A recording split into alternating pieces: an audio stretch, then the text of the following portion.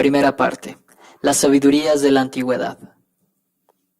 El desprecio del cuerpo es la consecuencia de la insatisfacción que se experimenta respecto de él. Nietzsche, Fragmentos póstumos. Primer tiempo. Huellas de átomos en un rayo de luz. El materialismo abderita. Leucipo y la alegría auténtica. 1. Surgidos de la noche del tiempo. Jugar la carta del primer filósofo hedonista, del origen de un pensamiento acerca del placer, de la genealogía de un tropismo eudemonista, nombrar al iniciador de esta corriente, no deja de tener sus riesgos. Para empezar, porque la historia encuentra sus límites en la geografía, pues esta proposición enciclopédica, más allá de su reivindicado carácter subjetivo, peca de la parcialidad que le es consustancial, pues apenas se enuncia y se anuncia, debe confesar sus límites. En este caso, deja en la sombra la India, China, África y otros continentes geológicos, así como ideológicos. Sin embargo, los viajes de los filósofos más antiguos hacia el Mar Rojo, en dirección a Oriente, en compañía de los conquistadores y sus mercaderes, no dejan de producir efectos en el pensamiento. La astronomía caldea, la medicina china, las matemáticas egipcias, la enseñanza de los gimnosofistas indios, todas las conexiones con los sabios griegos impiden considerar su país de origen y la cuenca mediterránea como un espacio cerrado, que no hubiese sido atravesado por mercancías y especias junto con ideas, hombres, cifras y técnicas. Los filósofos originarios no proceden de sí mismos, y la estúpida idea, durante tanto tiempo divulgada, de un milagro griego, recurre de modo excesivo a la irracionalidad del genio de un pueblo para que en tal hipótesis no se advierta la voluntad de evitar el reconocimiento de las fuentes, las influencias, las impresiones que marcan y determinan. Una historia de las ideas sumerias, babilonias, egipcias o africanas mostraría, hasta la saciedad, que los griegos no inventaron el dualismo, la oposición entre el cuerpo tumba y el alma oportunidad, la creencia en una vida después de la muerte, la transmigración de las almas, ni la metensomatosis. Todo esto no germina en el cerebro de Pitágoras, planeando en el éter de las ideas puras, con el que debiéramos tener suficiente. Detrás de estas figuras de la sabiduría griega primitiva retumba el eco de voces antiguas, más antiguas todavía, voces de pueblos tal vez sin escritura, sin archivos o sin huellas. Para quien sabe buscar, antes del comienzo hay siempre otro comienzo. Y al conferir a Leucipo de Mileto, hacia 460-370 AC, el título de primer filósofo hedonista, se corre el riesgo de recibir la réplica de que en otro sitio hay otro nombre, otra figura, etc. La primera huella en apariencia coherente, sin duda, pero ¿y el pensador inaugural? Los eruditos podrían proponer el nombre de Mochos, un fenicio del que nada se sabe excepto la alusión que a él hace Sexto Empírico, quien le atribuye la invención del átomo, posición física a la que, en virtud del principio transcrito en los seguidores, de Leucipo a Lucrecio pasando por Epicuro, sería verosímil asociar una ética hedonista. 2. Ficción. Mujer o filósofa.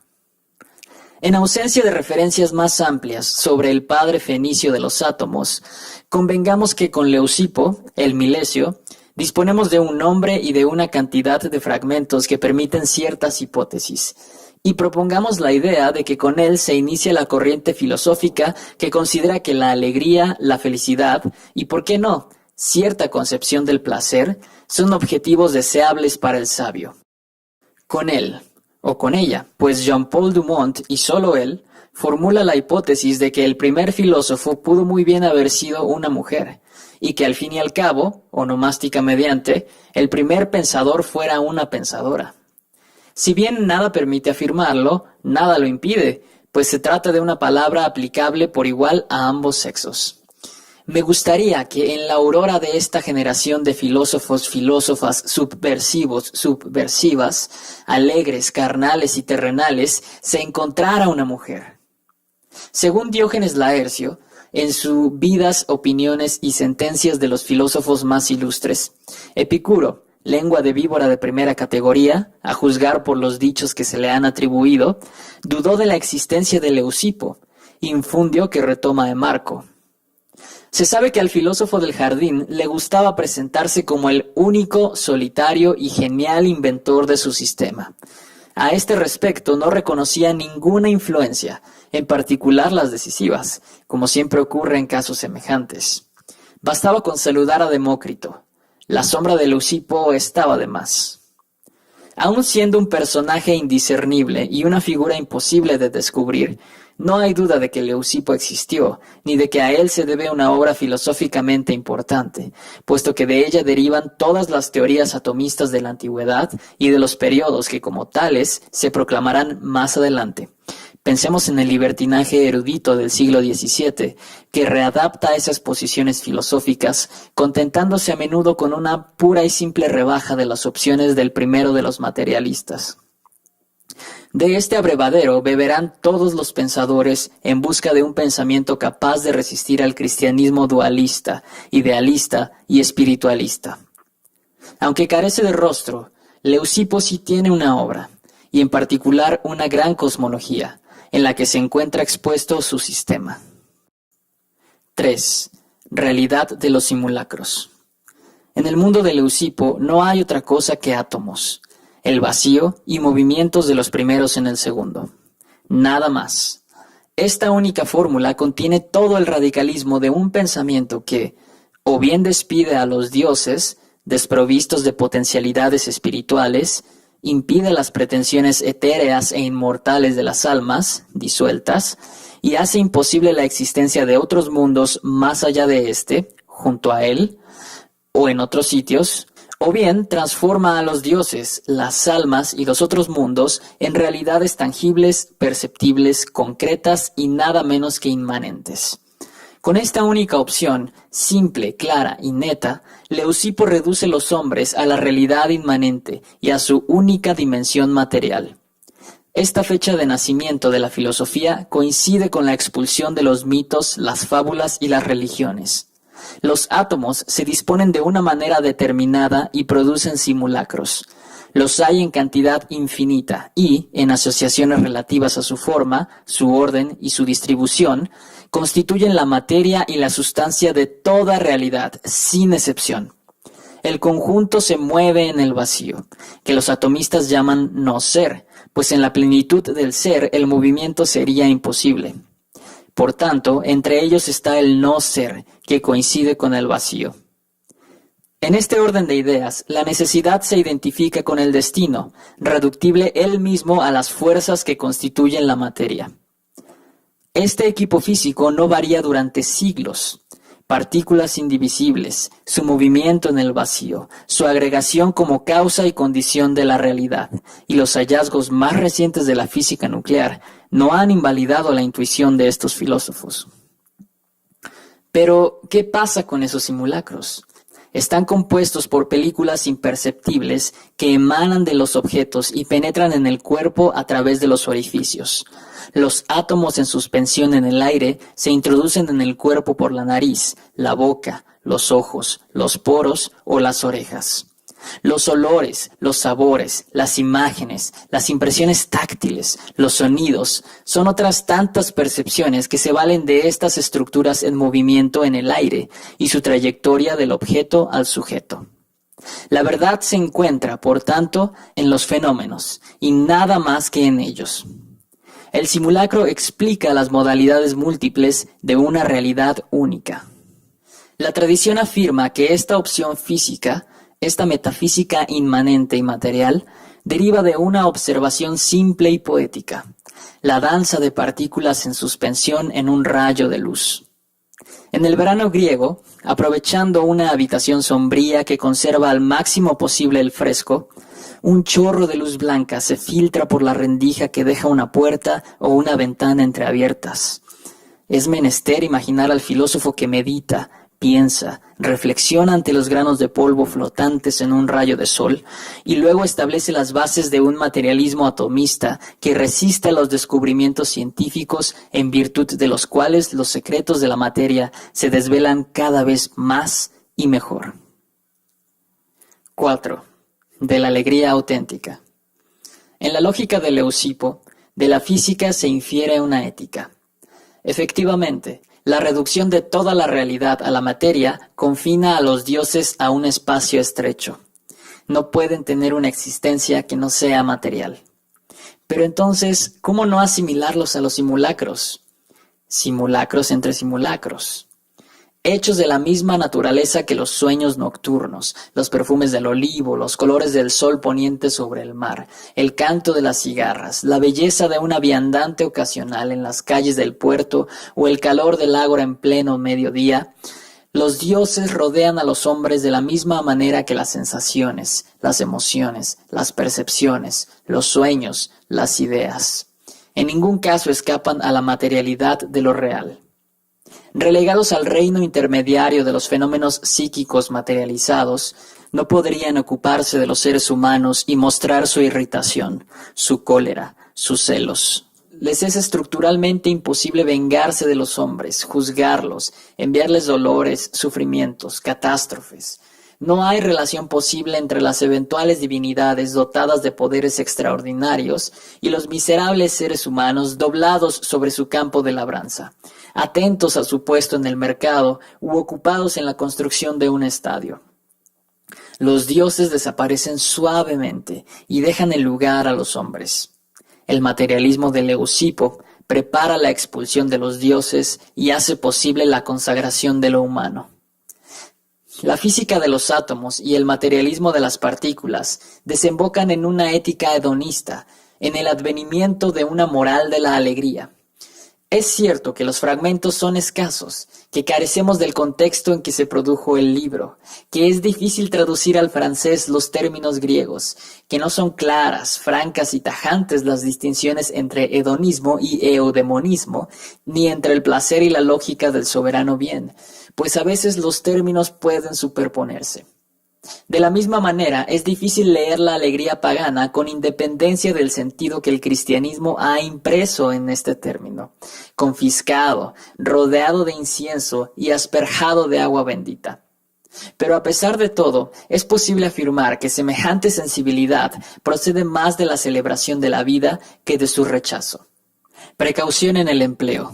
Para el hedonismo, el placer es el soberano bien, aquello a lo cual se debe tender, el objetivo capaz de asociar reflexión y acción. El eudemonismo, por su parte, afirma la necesidad de apuntar al bienestar, la serenidad, la felicidad.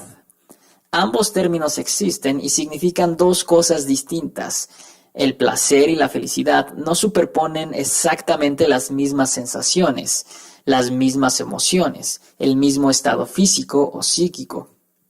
Por mi parte, no veo tanto dos mundos separados como dos maneras de significar una realidad idéntica. El placer puede procurar la felicidad, y ésta no excluye el placer.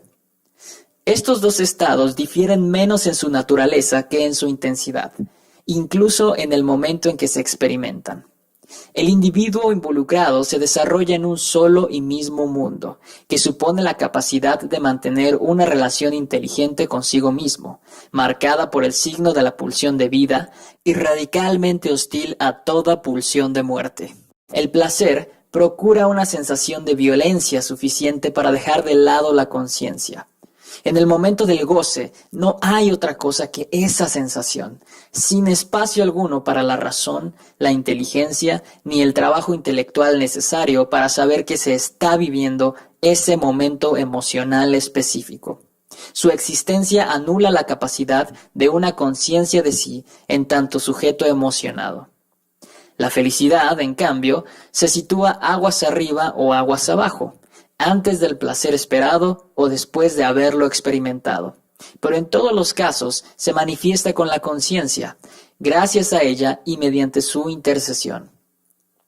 El estado de felicidad, menos agitado que el de placer, llama a la dulzura, la paz, la serenidad, la calma inherente a la certeza de que un acontecimiento gozoso ocurrirá en un futuro próximo o acaba de tener lugar. Con él, el cuerpo conoce arrebatos más voluptuosos que con el placer, generador de fuerzas más terribles, de energías potenciadas y considerables. Pero es erróneo imaginar el hedonismo y el eudemonismo como dos mundos separados. No hay instrumento de medición física ni metafísica que permita cualificar ni cuantificar las intensidades necesarias para decidir si el papel principal corresponde a la felicidad o al placer.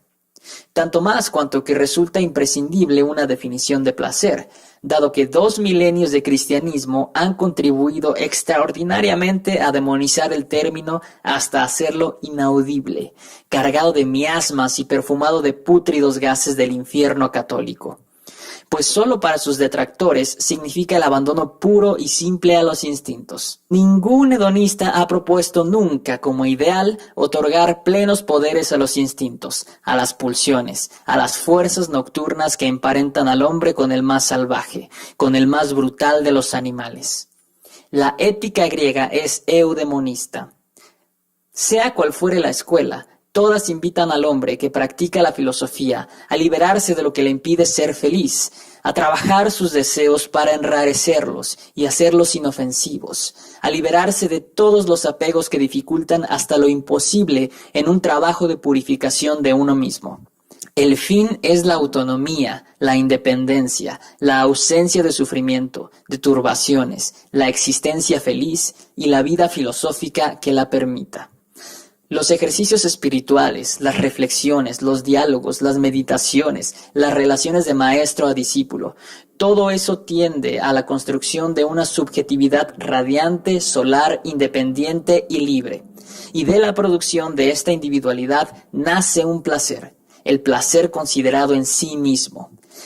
El eudemonismo, por tanto, hace posible el hedonismo, que define la capacidad de gozar de sí mismo como de un ser en paz consigo mismo, con el mundo y con los demás.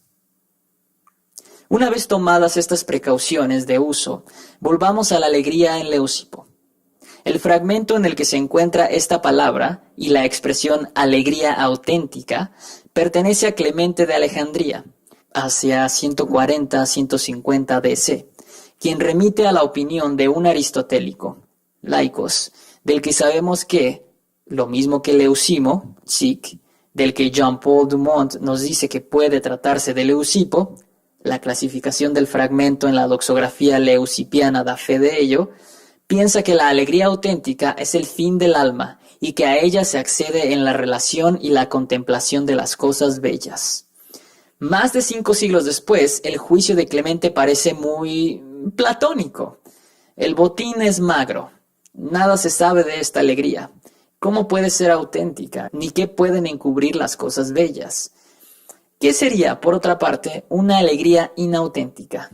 ¿Y qué una cosa fea? Antes de Platón y su teoría de las ideas, ¿a qué puede asemejarse una teoría de la belleza?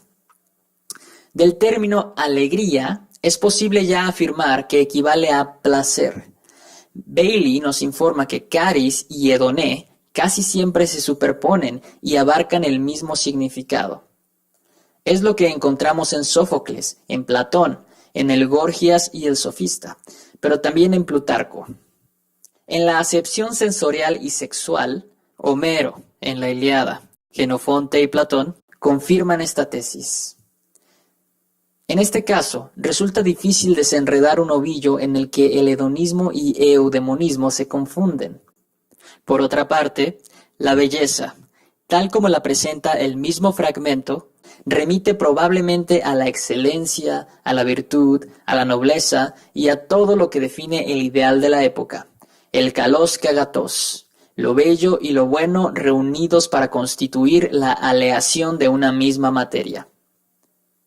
Advertidos por estas precauciones de uso, con prudencia acerca del sentido de las traducciones que obligan a emplear palabras que el cristianismo ha vuelto inaudibles, despistados por la ausencia de contexto y de elementos más consistentes que permitan más precisiones en torno a esta cuestión, llegaremos en todo caso a la conclusión de que, en lo que concierne a Leucipo de Mileto, inventa una física con cuya ayuda da al hombre un lugar preponderante, central, y que de esta manera posibilita una ética inmanente, concreta, gracias a la cual la existencia de todos y cada uno se despliega ante los propios ojos y no ante los de la divinidad. Y además de que si buscamos el punto de mira de toda vida plenamente realizada, podemos escoger la alegría, pariente íntima del placer.